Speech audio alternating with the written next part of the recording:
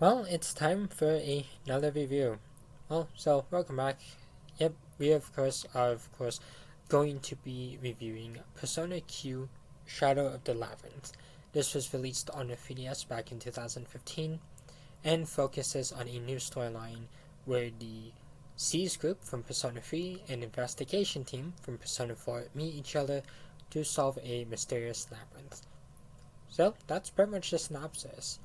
As for the story, well, the two groups meet a young girl named Alice and a mysterious guy named Zen, and basically the TLDR is that Alice was dying and Zen came to take her to the afterlife. She didn't want to die, and I guess he felt really bad and kind of wiped her memories, and thus there's the labyrinth, and Alan's really up to the two teams to figure out the mystery of it and I guess help her finally accept her death. There's of course 5 dungeons in this game, which compared to other Persona games might seem like a very small game, but believe me, it's definitely anything but. The game also does quite a few things different.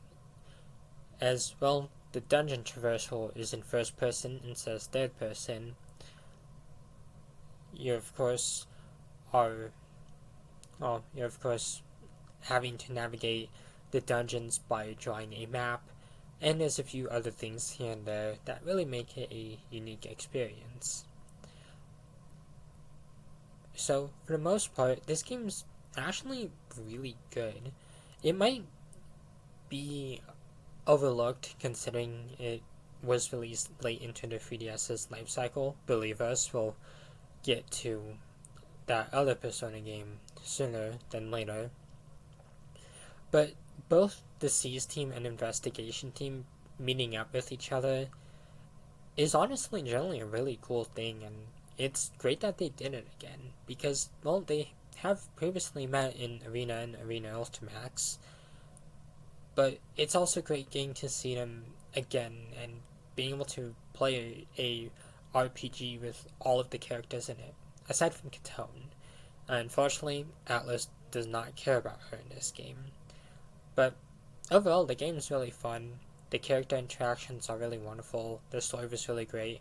And the dungeon navigating was also pretty fun too. The only really issue with this game is just the fact that, well, it does invoke a tone, but the final few dungeons also do get a bit long.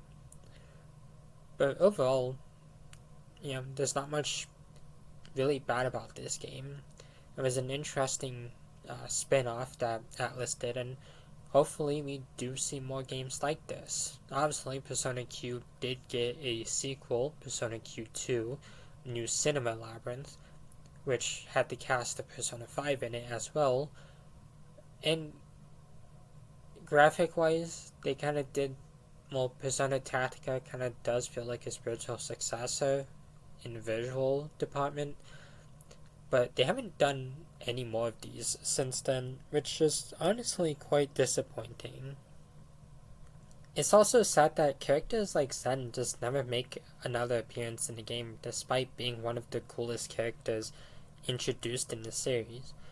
But of course, being able to customize your group with the investigation team and C's team was also generally one of the coolest things that the game did, and hopefully they do something like that in future games too. But other than that, that's all I really have to say. So of course, next time we'll of course be back with probably another review or something else. So till then, stay safe and thank you all for watching.